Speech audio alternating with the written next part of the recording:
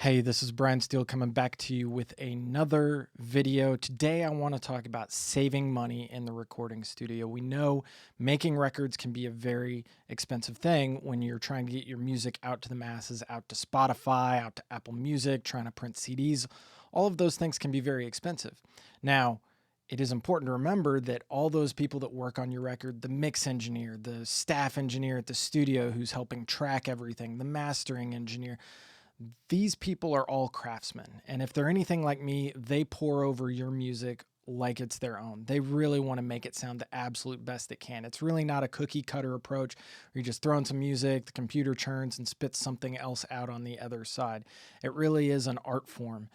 That people have really worked hard to hone the skills. And so these people are really worth the money that you spend on them. But it is important to think about exactly how much money you have to spend because you're trying to get the best product possible within the constraints that you have. So before you get started, it's important to take an assessment of what your budget is for recording. Maybe you've got some crowdfunding. Maybe you did t-shirt pre-orders, and so some of the money you're making off of the t-shirts that you made you're going to use for recording. Maybe you got a little money saved up from all your live gigs. It's important to take an assessment of how much money you have. If band members are putting into it, how much are they going to contribute? Is everybody going to contribute the same amount? So take stock of exactly what it is. Get a realistic idea of how much money you can spend on the recording process.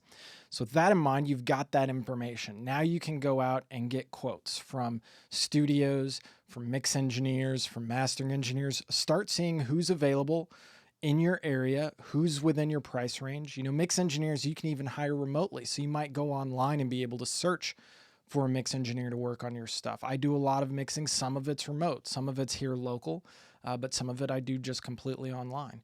So it's important to think about those things and how you're going to find the people that work on your record.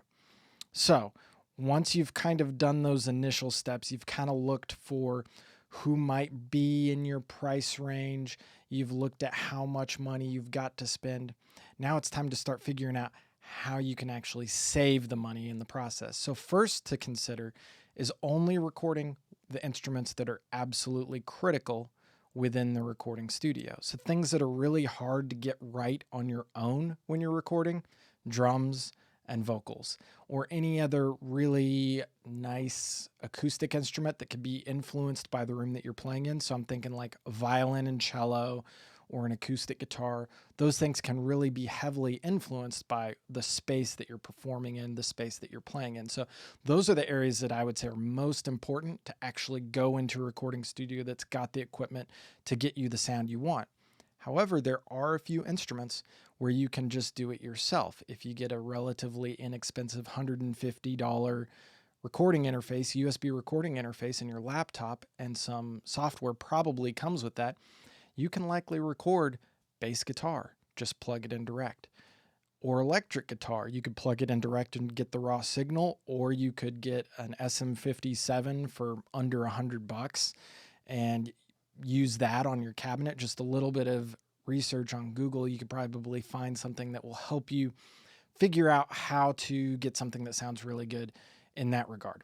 So you focus on getting the sounds that you need in the studio and only spending the studio time for that, and maybe try and getting some of the other things yourself. Now, it's important to remember, if there's nobody there pushing you to play it well, make sure that you do that yourself. You keep yourself accountable to get the best sounds possible, even if you're doing it yourself in the studio, because that's going to be possible by the mix engineer later. Something else a mix engineer can do later if you've recorded direct is they can reamp things later. So maybe that's something included in your mixing package that you're working out with the mix engineer, which makes it less important to go to a studio. All right, so that's number one, which instruments are most critical for the studio, and do the others yourself. Number two, mastering. Now, mastering is a fine art form, requires specialized equipment to get that last little bit eked out of the mix that is provided to them by the mixing engineer. But it's expensive, and the top shelf guys are really expensive to get. They do a fantastic job, so I'm not gonna begrudge them for that. But if you're going, where can I really save money? Maybe you don't need to get the full-on mastering.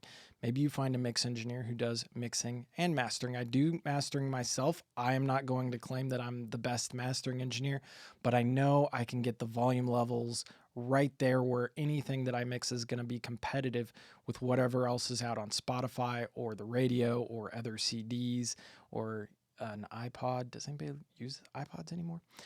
Anyways, regardless of that, many mix engineers can provide that, get you a nice limited volume level so you don't actually have to go to mastering later. So look for a mix engineer who can do that for you. Third and final thing, think about the scope of the project. Maybe you go in going, I want to make a full album, but the money's just not there. Do you really want to try and save a whole lot of money so that you can do a whole album? Or do you go, you know what, I'm just going to do 5 songs. I'm going to make an EP and I want to put the effort into it to make it the best that it can. So maybe that's one way that you rethink the scope of a project so that you can get the most out of it, get the most professional sounding record that you can. Alternatively, maybe you go, I'm looking for a place that can give me discounts for more songs. So like I offer discounted rates when somebody's going to bring me, 4 or more songs, and it scales based on the size of the project.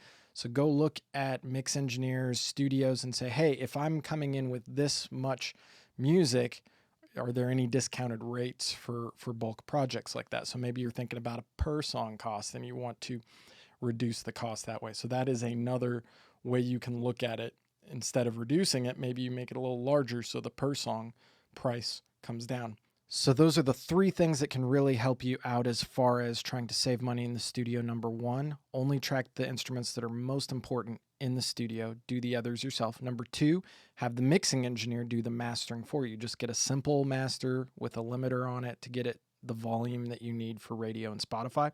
And number 3, evaluate the scope of your project so that you can get it to fit within your budget. Maybe that means more songs so that the per song cost comes down. Maybe it's fewer songs so that it fits the overall amount of money that you've got. So those are 3 ways you can do it.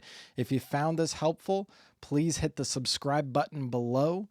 That would really help me out. And if there's something that you would like to hear me talk about as far as working with studio engineers, working in a recording studio, leave me a comment. Let me know what you would like to hear me talk about, and I'd be happy to add it on a future video.